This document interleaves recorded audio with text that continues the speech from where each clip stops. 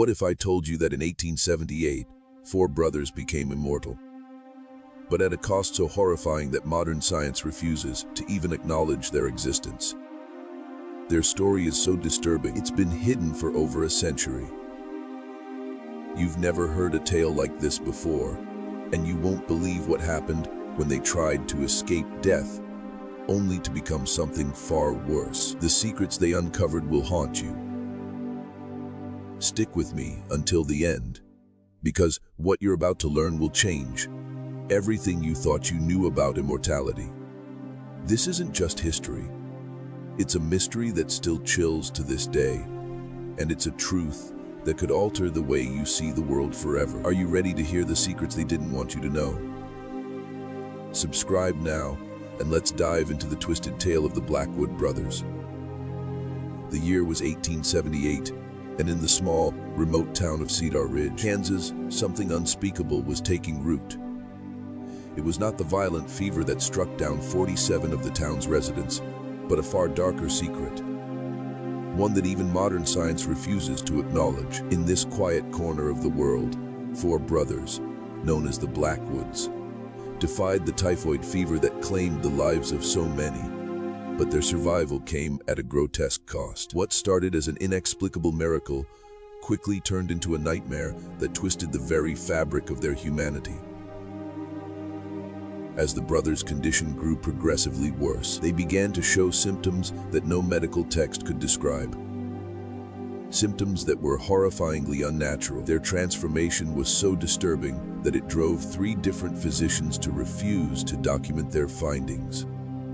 The local church, gripped by fear, quietly burned every mention of the Blackwoods from their records. Neighbors who had once called them friends began to turn away, whispering about the changes in the brothers' eyes. Their unearthly glow, the haunting harmonics in their voices that could make one's ears bleed. But the most chilling detail of all, they no longer cast proper shadows. Something was happening to them. Something beyond any explanation. Town, once peaceful and full of faith, now trembled beneath a shroud of uncertainty and dread. No one could understand what had happened to the Blackwood brothers, but one thing was clear: they were no longer of this world. And that, my friend, is where the story begins. A story that has remained buried in silence for over a century, suppressed by the very forces that should have sought answers. Tonight, we unearth the terrifying truth of what happened to Ezra, Caleb, Josiah, and Abel Blackwood. This is a story that shakes the very core of human understanding, and once you hear it, you'll never look at life, death, or science the same way again. Welcome to the terrifying mystery that no one dared to solve, and few were brave enough to even speak of. Let's begin. It began, as all strange things do, with a single moment of clarity. In August 1878, Josiah Blackwood, the 3rd brother, had a vision. A divine calling so vivid and undeniable that he could no longer ignore it. The epidemic that had swept through Cedar Ridge, claiming the lives of countless residents, was not a random act of nature. Josiah believed it was a test, a trial sent by God himself to see if the Blackwood family was worthy. They had survived where others had not, and this, Josiah reasoned, was no coincidence. He was convinced that their preservation was not a blessing, but a mandate. Were to be the instruments of God's will in the face of calamity. Josiah, however, didn't just accept this fate passively. No. He stepped forward into the heart of the sickness, daring it to challenge him. He believed this divine trial would prove their faith, but what he did next would prove far more devastating than he could have ever imagined. Brothers had always kept to themselves. Their lives, steeped in faith and isolation, were marked by hard work and spiritual devotion. They did not participate in the everyday lives of Cedar Ridge, nor did they attend the social gatherings. Their daily rituals, steeped in strict religious observance, included hours of prayer, worship, and Bible study. They were not just isolated from society. They actively distanced themselves from its distractions. But Josiah's decision to step into the chaos of the epidemic marked the moment when the world began to shift. On August 11th, Josiah left the safety of his farm and entered the town, now crawling with the sick and dying. His purpose was not to offer comfort or aid in the traditional sense. No, Josiah was there to confront the disease, to step directly into its path and prove, through divine intervention, that faith could transcend the physical world. He found the first victim, young Timothy Fletcher, a child burning with fever. The scene in that home would forever be burned into the memories of those who witnessed it. As Josiah placed his hands on Timothy's forehead, something strange happened. The child, gripped by the fever moments before, began to calm. His body temperature lowered. His convulsions stopped. In an instant, the child, once on the brink of death, was restored to health. But as this miracle unfolded, something darker began to take shape in Josiah. His body, once strong and healthy, began to show signs of the very disease he had stepped forward to face. Skin flushed unnaturally, his temperature soared. But he did not waver. Instead, Josiah welcomed this transformation, believing it to be part of the divine plan. He prayed fervently, and each day his condition worsened. Yet he insisted it was purification, not sickness. The more he healed, the more he deteriorated. His brothers, watching him closely, saw the same changes beginning to manifest in themselves. Ezra, Caleb, and Abel could feel their bodies shifting, evolving, as if something beyond human control was taking place. But what was it? What were they becoming? No longer just survivors of a disease, but something more. Something that blurred the line between life and death. As the days passed, the brothers became convinced that this wasn't just an affliction. It was a calling. They had been chosen to transcend the limitations of human biology. But transcend to what? And at what cost? Josiah's vision was becoming their reality, but this reality was one that no one, not even the brothers, were ready for. Something more ancient, more sinister, was creeping into their very souls, and they couldn't deny it any longer. They were changing, but into what? The Blackwood brothers were no longer just men. They had become something far darker, something that defied the natural order. And as their transformation accelerated, they began to realize that their existence was no longer bound by human limitations. By the time Josiah returned to the farm on August 13th, his body was unrecognizable. His once pale blue eyes had taken on an eerie golden hue, and his skin, which had once been a healthy tan from hours spent working the land, now shimmered with an unnatural translucence. His brothers, Ezra, Caleb, and Abel, watched in silence as Josiah's transformation continued. It wasn't just physical. His mind, too, was shifting. His once calm and thoughtful demeanor became increasingly erratic, as if his very consciousness was expanding, reaching beyond human comprehension. They had all been exposed to the disease, but unlike the townspeople who succumbed to its fury, the brothers seemed to be evolving. They were becoming something different, something not meant for this world. The Blackwoods, however, were not the only ones to witness these changes. Dr. Samuel Morrison, the town physician, had been summoned to the farm to examine Josiah. What he found in the brothers defied everything he had learned in medical school. He had seen fever before, but this was unlike anything he could explain. Josiah's temperature was beyond anything humanly possible. His heart rate was so slow it barely registered. Yet he was alive in a way that science could not explain. And as Morrison observed the brothers, realized that they were not sick, they were transforming. His medical training told him that their condition should have been fatal, but it wasn't. It was something else entirely. As Josiah spoke, his voice, once warm and familiar, now carried a strange harmonic resonance that vibrated through the air. It was as if every word he spoke resonated with a deeper frequency, one that seemed to penetrate the very souls of those who listened.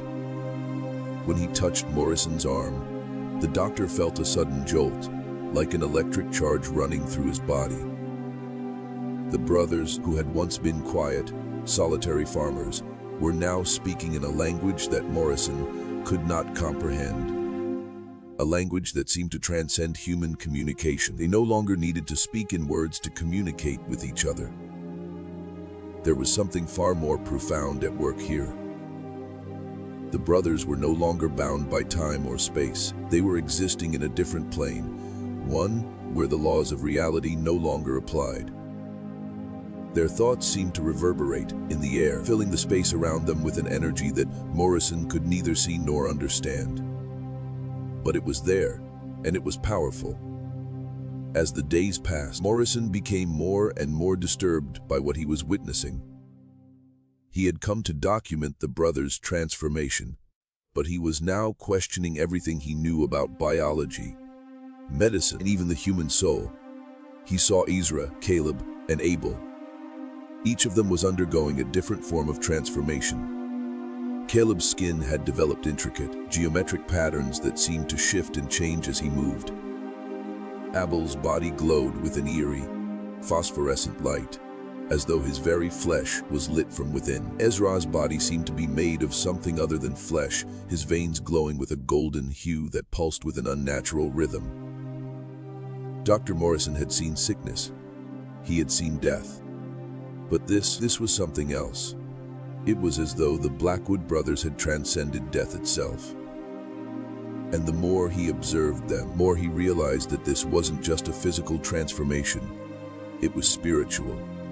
The brothers had become vessels for something divine. Or was it something darker? And what had caused this change? Josiah had believed it was a divine calling. But was it? Or had they crossed a line they were never meant to cross? The Blackwood brothers, once men bound by faith and duty, crossed a threshold that no one, least of all themselves, could have ever foreseen. What began as a divine test of their survival had transformed into something far more horrific and incomprehensible. The brothers' transformations were no longer subtle, they were overt, undeniable, and terrifying. The changes in their bodies, their minds, and their very souls had escalated to a point where even their most devout followers began to question the true nature of their divine calling. It wasn't just their physical forms that had been altered. Ezra, Caleb, Josiah, and Abel no longer moved as they once did. They no longer spoke the way they had in their former lives.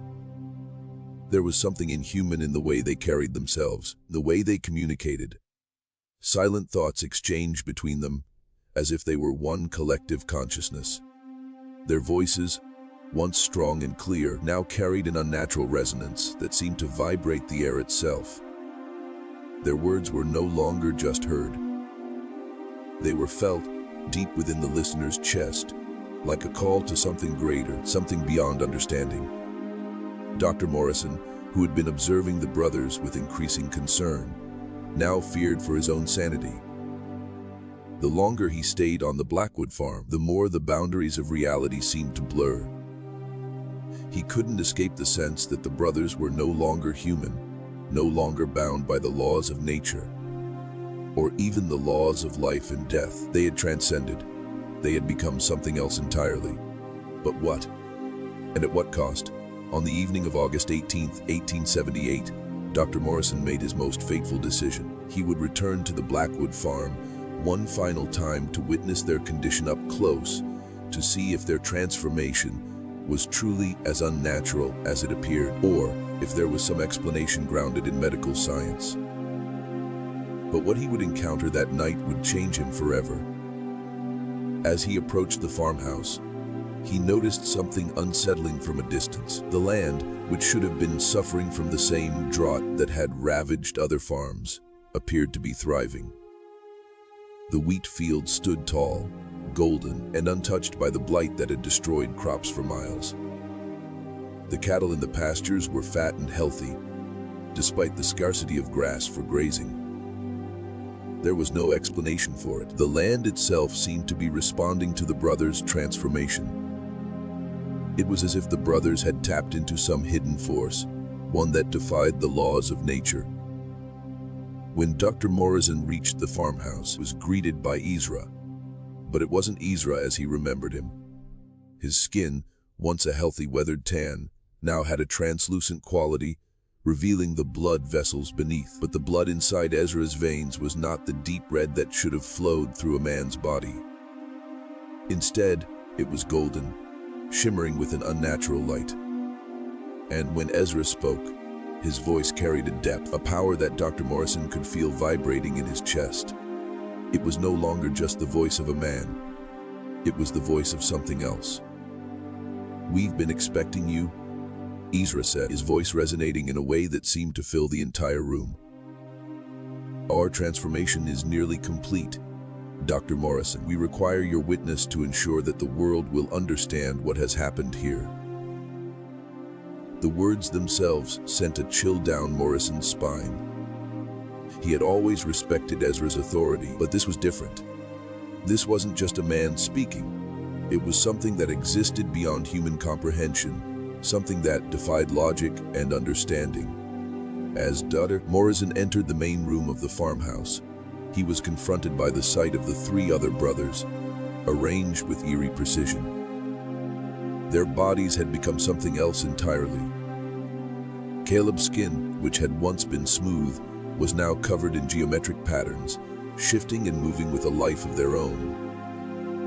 Abel's body emitted a faint glow, his skin bathed in a phosphorescent light that seemed to come from within. Josiah, who had once been the most scholarly of the four, now appeared as though his body had become an ancient manuscript. His skin was covered in writing, symbols in languages Morrison could not recognize. The brothers had transcended human biology, had become something else. But the question that lingered in the air, unspoken yet understood, was at what cost? What had they given up to reach this state? And more importantly, what had they become? Dr. Morrison's medical training had prepared him for many things. But this was beyond comprehension. Brother's condition wasn't a disease. It wasn't anything that could be measured with a thermometer or a stethoscope. Their vital signs were impossible. Ezra's temperature registered at 207 IF, yet he sat upright, speaking with perfect clarity. Caleb's pulse was so slow that it was barely detectable, yet he moved with a vitality that belied his condition. Josiah's breathing had slowed to the point where it seemed he wasn't breathing at all, yet he showed no signs of oxygen deprivation. And Abel's skin was cooler than normal. He was glowing from within, as if he had become a living, breathing light source. Dr. Morrison tried to make sense of what he was seeing, but it was impossible. The brothers were no longer human. They had crossed into something else, something that defied the very nature of life and death. Their bodies had become vessels for something ancient, something beyond human understanding, and they had willingly embraced it. But at what price? By the end of August, the transformation of the Blackwood brothers had reached a point where even their most faithful followers began to question what they had become. At first, the brothers' survival seemed miraculous. The town had watched in awe as they defied the deadly typhoid fever that ravaged Cedar Ridge. Their physical transformation, however, was a far more sinister spectacle, one that defied the limits of both human biology and divine understanding. The brothers were no longer mere mortals. They had transcended something fundamental about being human. Ezra, Caleb, Josiah, and Abel had become living anomalies. Their appearances were not only disconcerting, but downright unnatural. Ezra's once brown skin now appeared translucent, like the skin of some otherworldly being. His veins, pulsing with golden fluid, seemed to glow beneath his skin, making it appear as though his entire body had become a vessel for something beyond this world. When he spoke, it was as though his voice reverberated through the very air itself, carrying a weight and authority that was unnerving. It was as if every word he spoke penetrated deep into the listener's chest, leaving them breathless, overwhelmed by the sheer force of his presence. Caleb, the practical one, whose once meticulous nature had governed the family's farm, had undergone a transformation far more abstract yet equally horrifying. His skin now bore intricate, shifting geometric patterns that resembled ancient symbols, symbols that no one could decipher. They seemed to pulse with a life of their own, rearranging themselves in a complex dance of logic and abstraction. Patterns were alive, changing constantly, defying every natural law. They were not marks upon his skin, but a manifestation of something deeper. Something beyond human comprehension. Was not simply a man. He had become a walking enigma. Abel's transformation was perhaps the most disturbing of all. His body emitted a faint, ethereal glow, skin bathed in a phosphorescent light that seemed to pulse with an inner energy. His eyes, once ordinary, now shone with an intense, unnatural light. They were no longer human eyes, but glowing orbs that seemed to pierce the very fabric of reality itself. There was no longer any warmth in his gaze, no humanity left in his expression. His body had become a conduit for something otherworldly, something that transcended the physical realm. And then there was Josiah, the most intellectual of the brothers, the one who had always been grounded in reason and theology. His transformation had taken on a different form. His skin had become a canvas, covered with symbols and writing in languages that no human being could possibly understand. Latin, Greek, Hebrew. These were just a few of the languages that covered his skin, like a living manuscript, words that seemed to shift and move on their own, as if written by an invisible hand. Josiah's voice no longer sounded human either. When he spoke, it wasn't as if his words came from his mouth. No, they seemed to come from all around, from every direction at once, as if the very air itself had become his voice. His words reverberated, echoing in the minds of those who heard them, leaving a strange, unsettling aftertaste in their minds. The more they listened to Josiah, the more they felt themselves losing their grip on reality, as if his voice was slipping into their consciousness, rearranging their very thoughts. But it was not just their physical transformations that were alarming. It was their behavior. Ezra, Caleb, Josiah, and Abel no longer acted as men. They acted as something entirely different, something outside the bounds of what humanity could comprehend. They no longer spoke of mundane matters, of farming or daily life. Their conversations were filled with cryptic remarks about transcending the physical realm, about discovering the hidden truths of the universe, and about their divine mission to prepare humanity for some future event that was beyond mortal understanding. They spoke of seeing beyond the veil of time, of experiencing things that no man should ever witness. Their connection to the divine was no longer a matter of faith. It was a matter of undeniable experience. They had become conduits for knowledge that stretched beyond the mortal realm, and they believed it was their purpose to share that knowledge with the world. The town of Cedar Ridge, once united in faith, was now divided. Some saw the brothers as miraculous figures, blessed by God with a higher purpose. They viewed the brothers' transformations as signs of divine favor, proof that they had been chosen to lead humanity into a new era of enlightenment. But others, those who had lost family members to the typhoid fever, those who had seen their once proud town ravaged by disease, viewed the brothers with growing fear. He saw something unnatural in the way the brothers carried themselves, in the way they moved with perfect synchronization, in the way their voices harmonized as though they were no longer individuals, but one collective being. There was something deeply unsettling about them, something that felt wrong, something that gnawed at the edges of reason. But no one could deny that the brothers had changed. They had transcended the boundaries of human existence. And as the town watched, they realized that this wasn't a mere physical transformation. This was something far deeper, something that was reshaping their very souls. Blackwood brothers were no longer men. They were something else, something that could not be understood. And the more the town witnessed their transformation, the more they began to fear the true nature of what the brothers had become. The brothers had crossed a line that no one could ever return from, and the consequences of that line being crossed were becoming more terrifying by the day. By early September, The brothers' transformations had grown undeniable to the people of Cedar Ridge. The once proud community had become a place of fear, suspicion, and whispered gossip.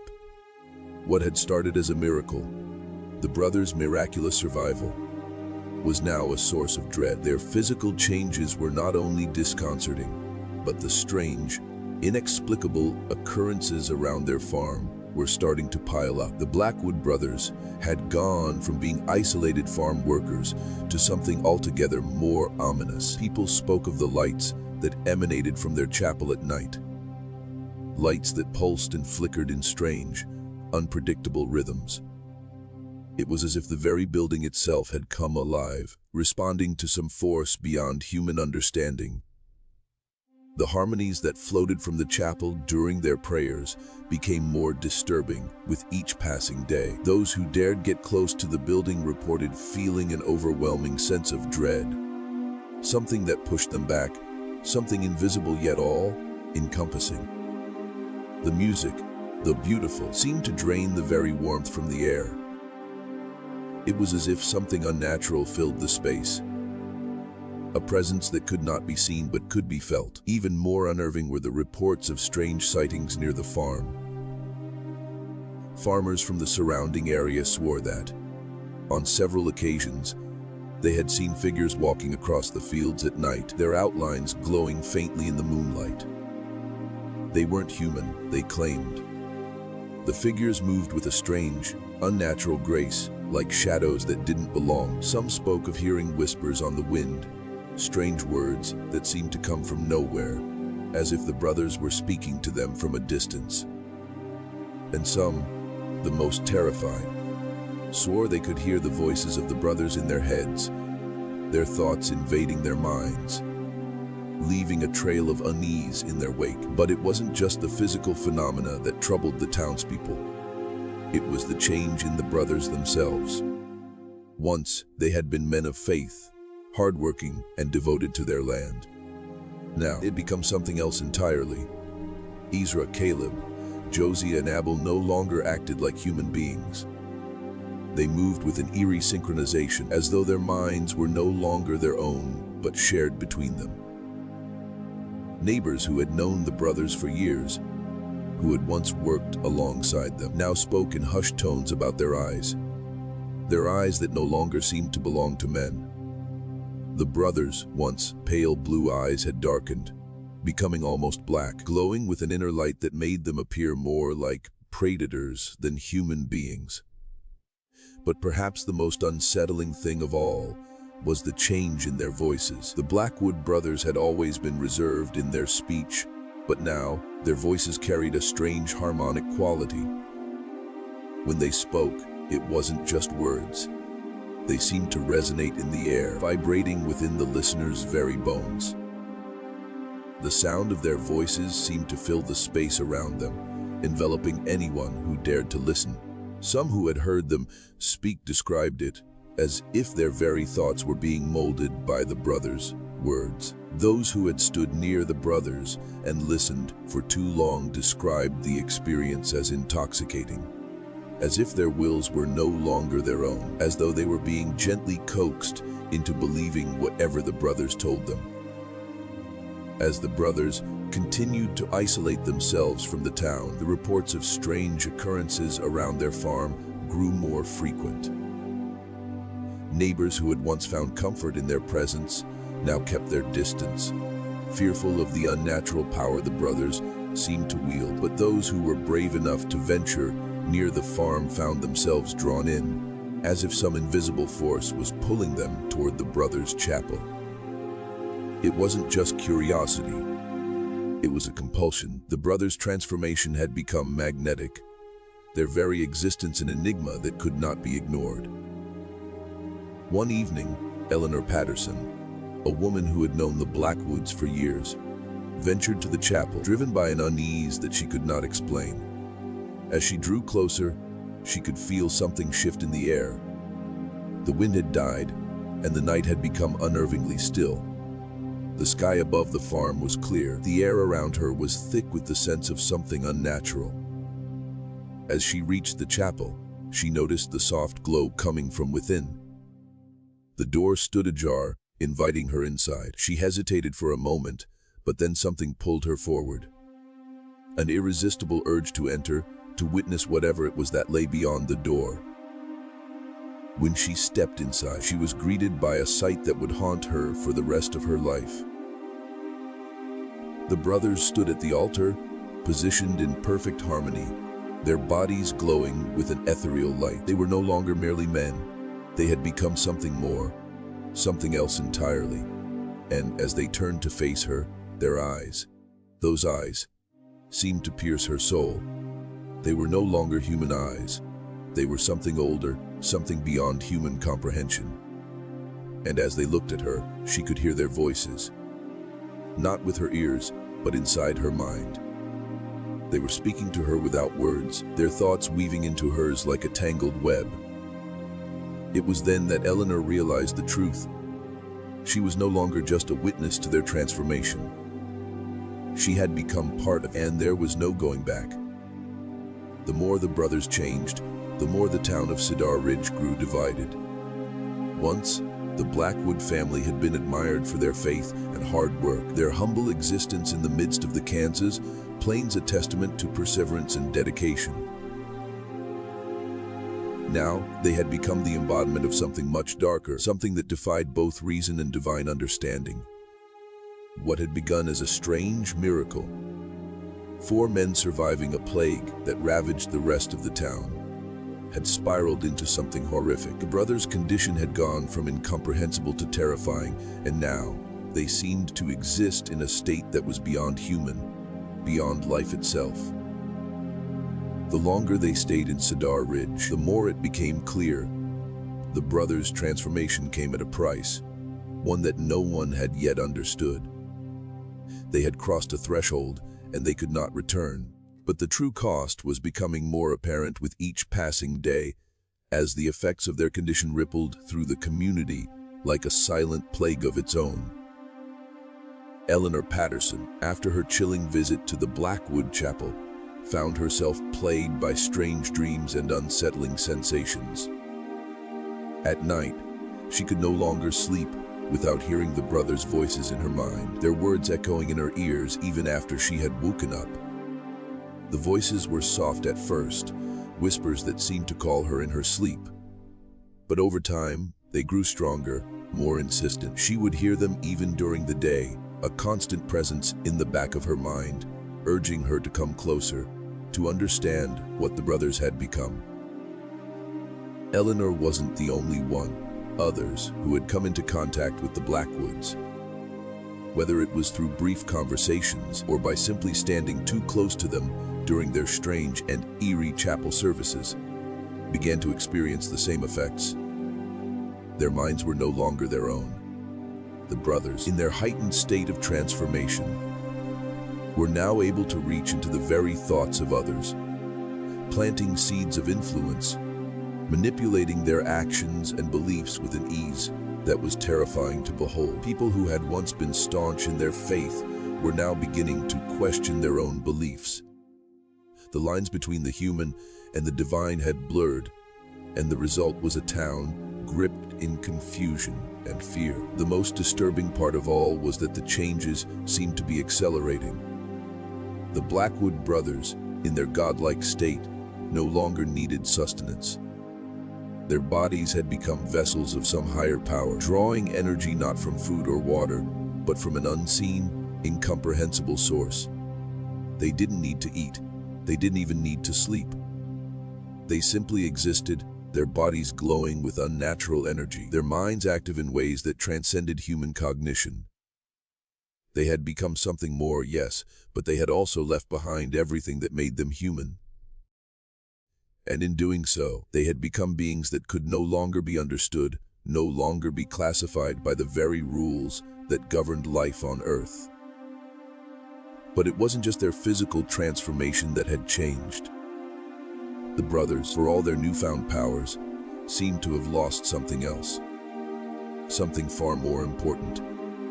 They had lost their connection to humanity. The warmth that had once defined their relationships with others, the genuine care they had shown their neighbors, had been replaced with something cold, something distant. The brothers no longer saw themselves as men who could relate to others. They were above them now, and the people of Cedar Ridge could feel it. Despite this coldness, the brothers still clung to their mission, their divine calling, believing that their transformation was part of a greater plan. They no longer cared for the mundane aspects of life. They no longer had any interest in farming or in working the land that had once been their livelihood. No, their focus had shifted entirely. They had become obsessed with the idea of preparing humanity for the Great Change, a cataclysmic event that they believed was coming, one that would reshape the world. The Blackwoods spoke of revelations and prophecies that no one could understand, of visions that they believed were glimpses of the future. They spoke of a world beyond human comprehension, of transcendence, of leaving behind the limitations of the mortal form and reaching a higher plane of existence. The brothers had become obsessed with this idea, so much so that they began to share their visions with anyone who would listen. At first, it was subtle. Small, cryptic messages shared over the course of a sermon or during brief conversations, but as their transformations progressed, their speeches grew more insistent. They no longer just preached about God. They preached about ascension. They preached about the great purification that would come to the world and the role that those who had been chosen would play in this event. But the more they spoke, more people began to notice the changes in their own lives. It wasn't just the strange, unnatural symptoms that others had experienced, like hearing the brothers' voices or seeing strange visions. It was the way the town itself seemed to shift. The air around the Blackwood farm had become thick with an almost palpable energy, a sense that something was about to happen, something that would change everything.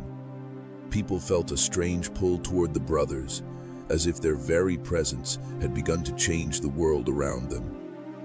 There was no going back. The Blackwoods had become the central focus of the town, their influence seeping into every corner of life.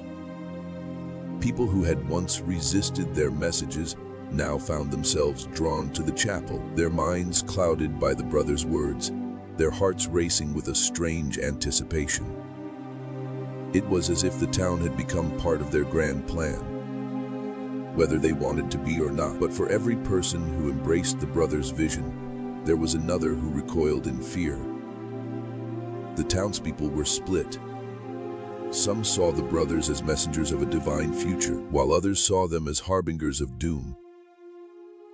And no matter how hard the Blackwoods tried to explain, to bring people along on their journey, they could not ignore the growing suspicion in the hearts of those who feared them. Something about their transformation didn't sit right. Something about their new existence was off. They were no longer human. They had become something else. And what they were becoming was too dangerous to comprehend. And so, the brothers continued to isolate themselves, retreating further into their strange world, while the town around them fell into chaos. The Blackwoods were no longer just a family. They were a force that could not be stopped. As the weeks passed and the brothers' transformations deepened, Cedar Ridge descended further into uncertainty. The once tight-knit, faith-driven community had now become divided, torn between awe and fear. Those who had once sought the brothers' counsel now found themselves questioning the very foundation of their beliefs. The Blackwood brothers had become something else, something beyond human understanding. No longer resembled the men who had first arrived in Cedar Ridge all those years ago, with their strong hands, clear eyes, and firm resolve. No, they had transcended that, but there was a price to this transcendence. Something that the brothers had failed to see, or perhaps had chosen to ignore. The price wasn't just physical, emotional, or spiritual. It was something deeper. Something that touched the very core of what it meant to be human. And as they pushed further into their strange new existence, they realized too late that they had left behind everything that had made them men. The town, though divided, was beginning to feel the effects of the brothers' transformation. It wasn't just the eerie lights or the strange music that emanated from their chapel. It was the influence they had over the people. Those who had come into contact with the Blackwoods felt themselves changing too. It was subtle at first. A lingering thought here, a strange feeling there. But it wasn't long before they began to experience the same unnatural influence that the brothers had. They started hearing the brothers' voices in their heads. The whispers that had once been faint and distant grew stronger, more persistent. At first, it was only a few. But soon, the entire town began to feel the weight of the brothers' presence. The Blackwoods had become more than just men. They had become something that existed beyond the realm of human understanding. And now, they were spreading that influence, whether anyone wanted it or not. True horror of their transformation lay in the fact that the brothers had become vessels for something far darker than they had ever imagined. They had believed their ascension was a blessing, divine calling, but what they had actually done was open a door to something far older, far more powerful, and far more terrifying than they could have ever understood. In their pursuit of transcendence, they had unleashed forces that had been dormant for centuries. Forces that were not meant to be tampered with. And those forces were beginning to manifest in ways that no one could stop. It wasn't just the brothers who were affected. As the influence of the Blackwood spread throughout Cedar Ridge, the people began to change as well. Those who had resisted their teachings, those who had been skeptical, now found themselves drawn to them. They couldn't explain it. They couldn't resist it. It was as though the Blackwoods had become a magnetic force, pulling everyone toward them. And for those who dared to approach, the cost was steep. They too began to transform. Slowly, imperceptibly, they began to lose their humanity. Their skin grew pale and translucent. Their eyes lost their warmth, and their once vibrant voices became eerily calm, almost otherworldly. Dr. Morrison, now completely entrenched in the Blackwoods mystery, began to lose himself as well. Had witnessed the brothers' transformation firsthand, documenting their condition as a doctor would. But now, he couldn't shake the feeling that he too was being pulled into their web. His mind, once clear and logical, had begun to unravel. He couldn't explain it. He had tried to reason his way through it, to apply the laws of science, but there was no logical explanation for what was happening. Brothers weren't human anymore, and neither, it seemed, was he.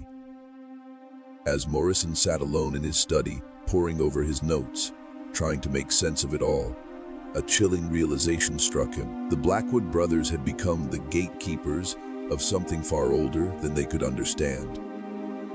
And the more they transformed, the more they pulled the town and the people around them into their realm. What they had thought was a divine calling was, in reality, the awakening of something far darker.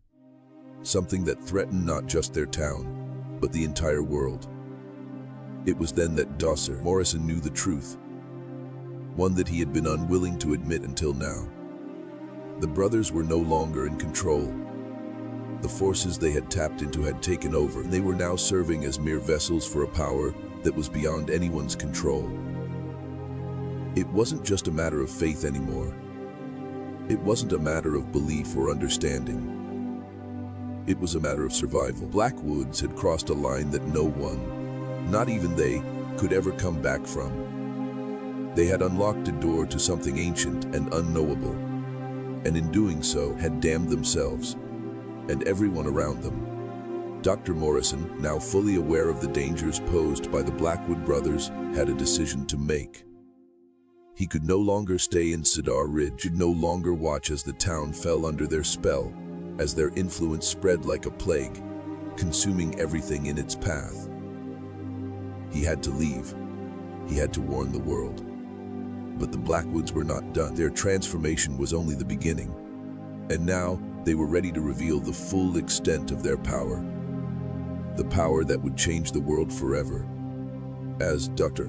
Morrison made his decision to leave Cedar Ridge, He realized that escaping the pull of the Blackwood brothers was not so simple. It wasn't just the town that had changed.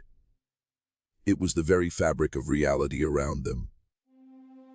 The brothers' influence had already spread beyond the physical realm, warping everything they touched, and it seemed as if there was no escaping it. People who had lived peaceful, rational lives were now finding themselves drawn into a bizarre, unexplainable web of thoughts and feelings. Their once clear identities were becoming blurred, consumed by the brothers' magnetic power.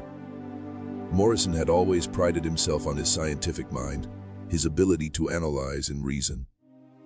But now, that very mind was being assaulted by something that could not be explained by any known medical or psychological theory. He began to question everything: his training, his knowledge, his very understanding of the world. The longer he stayed in Cedar Ridge, the more the boundaries between reality and madness seemed to fade. The laws of biology, physics, and even time itself appeared to be bending, distorting, as if the brothers had become conduits for forces that existed outside of human comprehension. The town, once a community of hard, working farmers, was now a breeding ground for something otherworldly. The brothers had become the center of it all, their strange power radiating outward, infecting everything it touched. Neighbors who had once been strangers to each other now found themselves drawn together by an unspoken force. Their conversations were no longer normal. They were filled with cryptic references to things that couldn't be understood. Those who resisted the brothers' influence were becoming outcasts, unable to relate to anyone around them, isolated in their own confusion. And then came the voices. At first, it was just a few people, a whisper here, a murmur there. But soon, the voices began to grow louder, more persistent. It wasn't just the brothers anymore. It was the town itself, the air, the earth, the sky.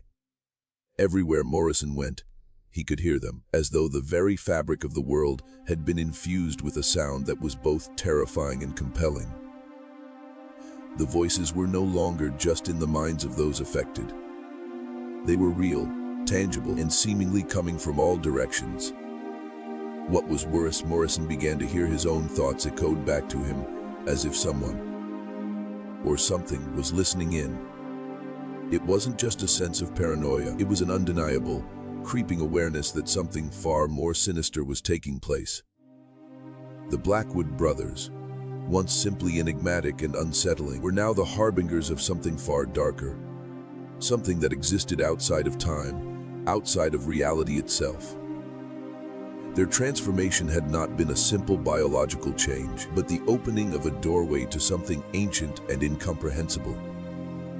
Morrison, though struggling to maintain his composure, could no longer ignore the growing evidence that reality itself was unraveling. The brothers had not just transcended their human form. They had unlocked the very essence of existence. They had become the link between the known world and something that existed beyond it, something that was not meant to be discovered, not meant to be understood. The Blackwoods were no longer human, they were something else entirely. And whatever that something else was, it was now spreading, warping everything in its path. In the dead of night, Morrison packed his things. He had to leave. He had to warn someone, anyone, about what was happening. He couldn't stay any longer in a place where the very air seemed to hum with a dark energy. But as he stepped outside into the moonlit night, something stopped him. It wasn't the wind or the cold, wasn't the fear of the brothers' power. It was something far worse. The town of Cedar Ridge seemed to be holding its breath, as though it, too, was waiting for something, waiting for the moment when the world would truly change. And then, just as Morrison began to walk toward his horse, the sound came. A single voice, echoing from the chapel, was the brothers' voice, speaking in unison, a low, resonant hum that sent shivers down his spine. "Come to us," the voice said.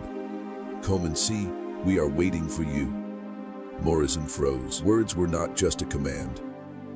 They were a summons, a call to something that he knew, deep down, he could never escape. The brothers' transformation had gone beyond anything he could have imagined. They were no longer just people. They were gods, or something far more powerful, and they had woven themselves into the very fabric of the universe. "Come and see," the voice repeated. And this time wasn't just in his head. It was real, coming from the very chapel, from the brothers themselves. They were waiting for him. Morrison hesitated, torn between fear and an overwhelming sense of inevitability. There was no escaping them, not anymore. They had become part of the world, part of the very air he breathed. And with that realization came a truth he had never expected.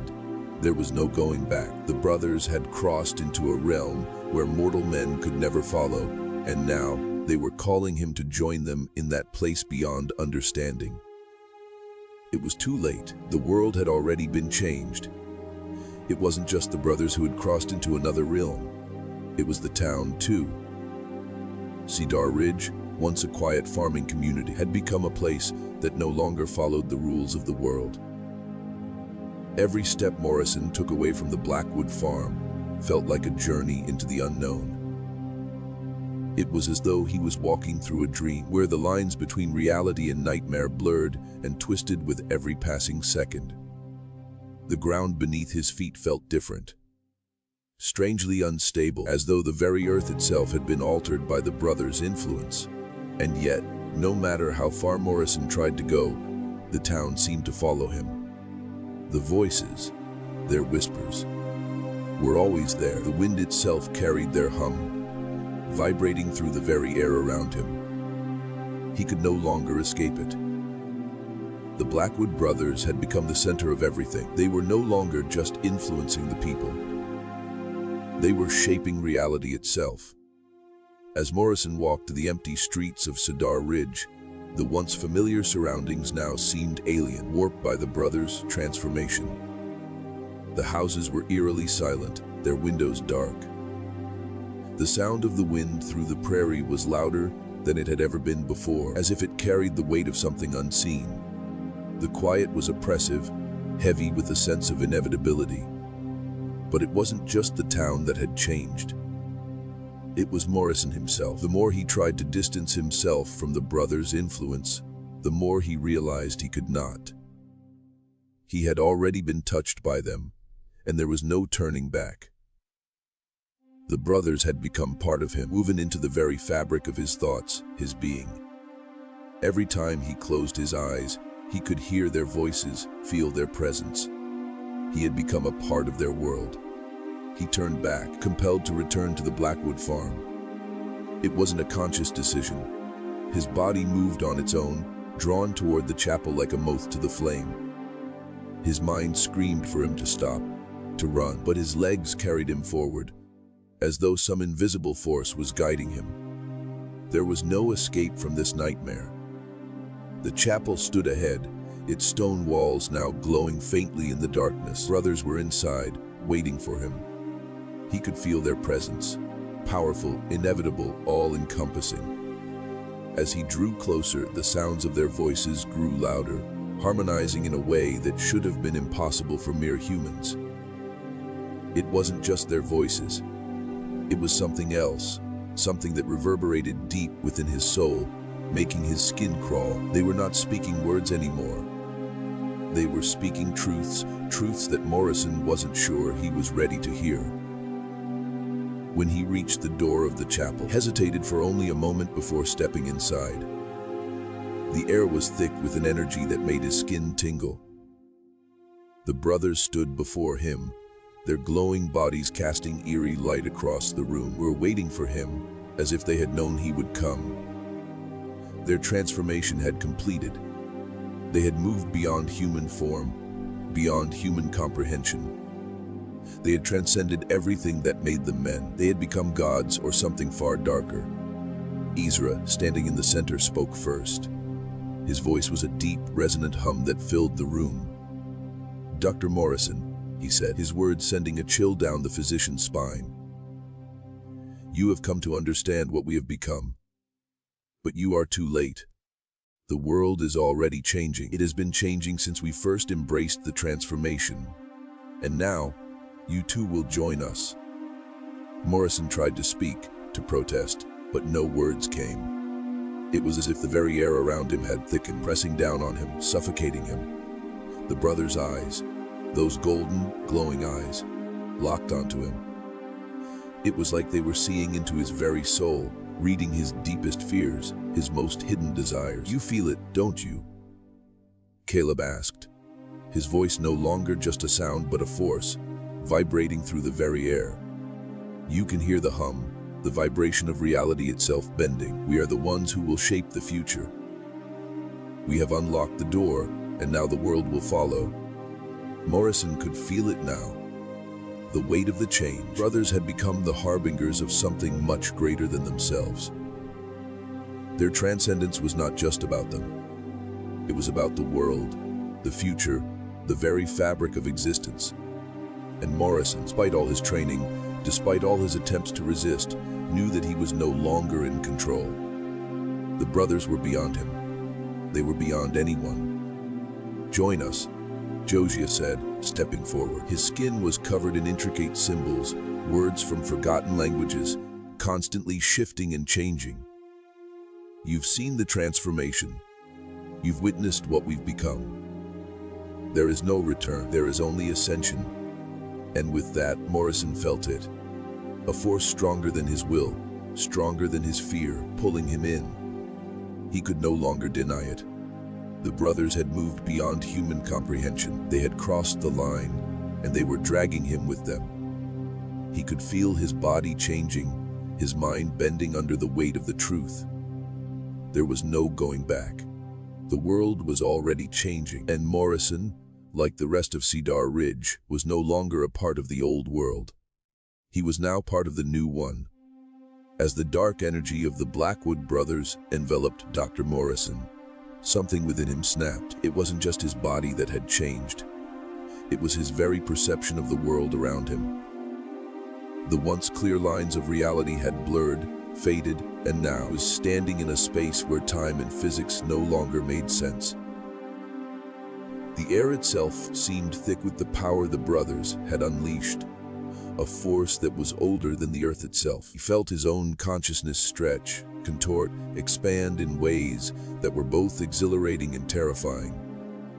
His thoughts no longer flowed in the neat, logical patterns that had defined him as a physician. They exploded into chaotic bursts of images, emotions, and revelations. And through it all, the brothers stood before him, their golden eyes watching with an intensity that made him feel as though they could peer straight into the very core of his being. The realization hit him like a jolt of electricity. They were not just transcending human biology, they were transcending human experience itself.